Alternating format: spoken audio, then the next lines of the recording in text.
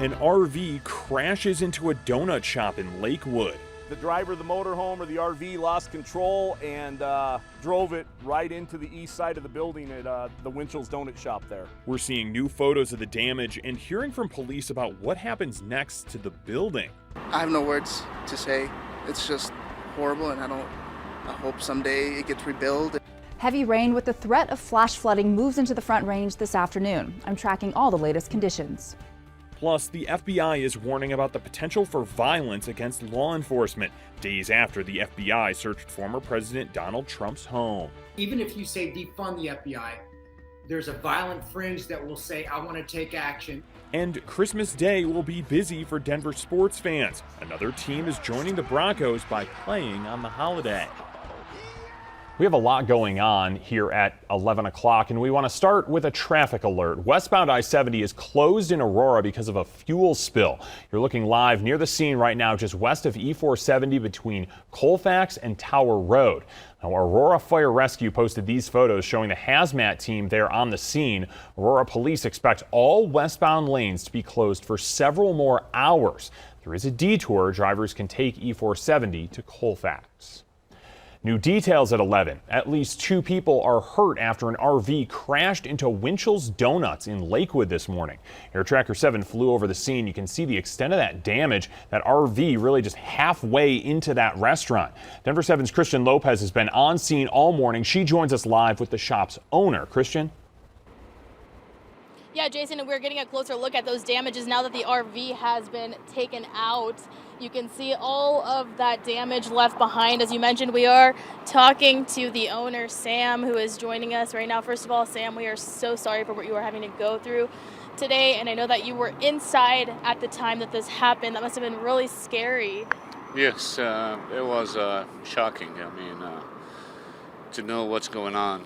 And then I was worried about my employee and if my customer, everybody. I was concerned about the people, number one, and I hope they're okay. I think there's 2 or 3 in the hospital, but they're not major.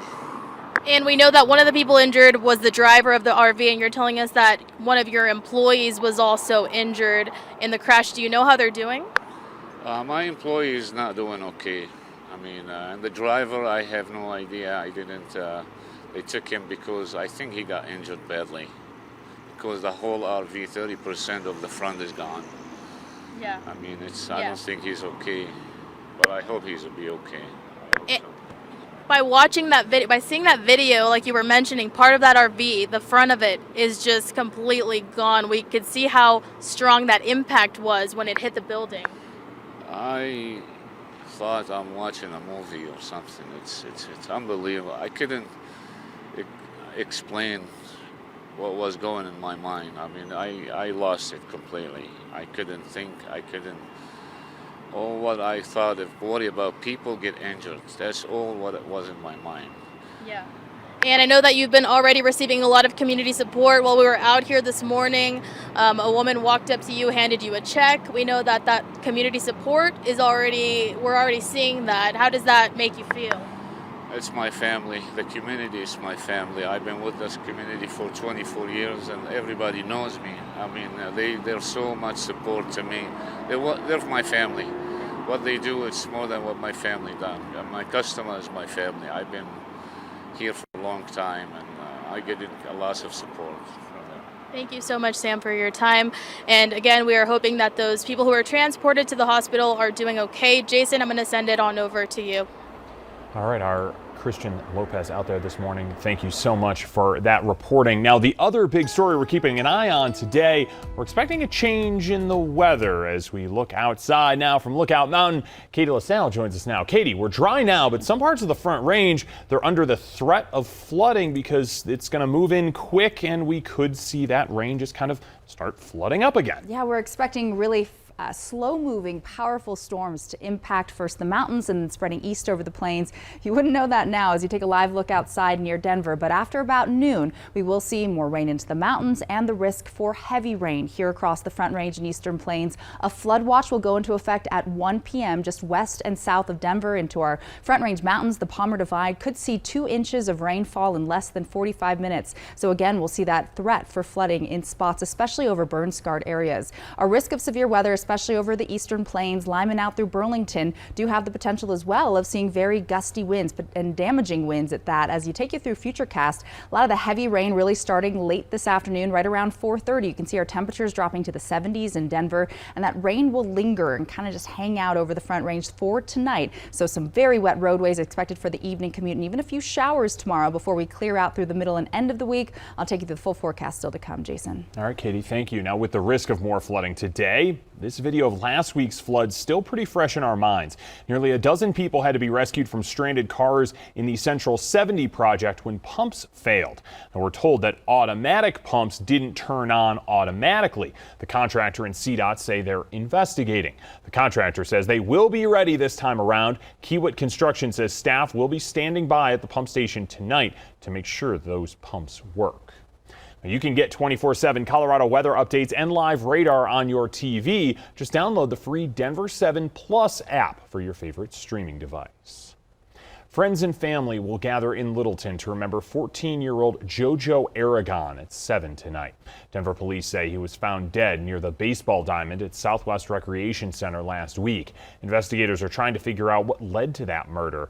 There's a $2,000 reward for information that could lead to an arrest. We'll get a look at the body-worn camera video tomorrow from a shooting that happened in Lodo last month. 6 innocent bystanders were hurt by Denver police officers who shot at a suspect and into a crowd. They say they were trying to stop a man they say showed a gun. Greeley police are searching for the person who shot into a crowded bar over the weekend. The shooting happened Saturday night at the Rancho El Corazon bar. Police say someone in a mask stepped out of a car and fired multiple rounds into the crowd standing outside. 2 people were shot, but they are expected to survive. It's scary because you can't even go out to have fun anymore these days. You know, you don't know what you're going to run into, and it's just gone mad these days. Greeley police haven't released a description of the suspect or the vehicle. If you have any information that can help police, definitely give them a call. Well, Colorado parents, you might get a text message from the CDPHE reminding you about getting your child up to date on vaccines. Now, the text will also notify you if your child is overdue for vaccines like pertussis, the measles, and the mumps.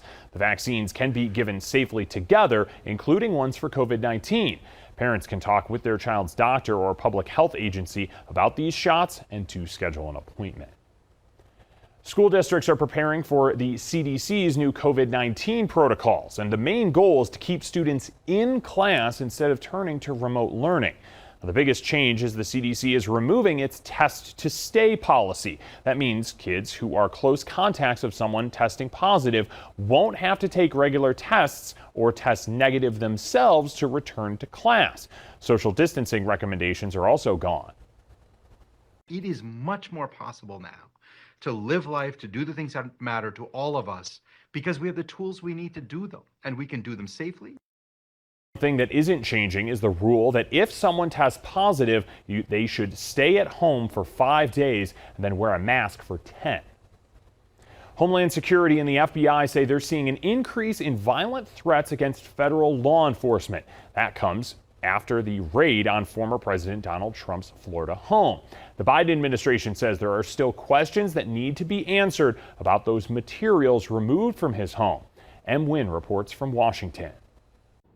A new bulletin issued by the Department of Homeland Security and the FBI warns of a, quote, increase in threats and acts of violence, including armed encounters against law enforcement. Those threats coming primarily online by individuals angry about the FBI's execution of a search warrant on former President Donald Trump's Mar-a-Lago home. It was 1 week ago that FBI agents say they seized 27 boxes in total, including 11 sets of highly classified documents. Top law enforcement officials now trying to track down who has seen or handled the materials and whether any of the information was compromised. The fact that it is now outside or has been outside of those really controlled environments, again, is pretty disturbing and shocking. The investigation will likely include interviews with former Trump administration officials and even checks for fingerprints to figure out who had access to the documents. Trump is claiming he declassified the sensitive records without providing any evidence of that.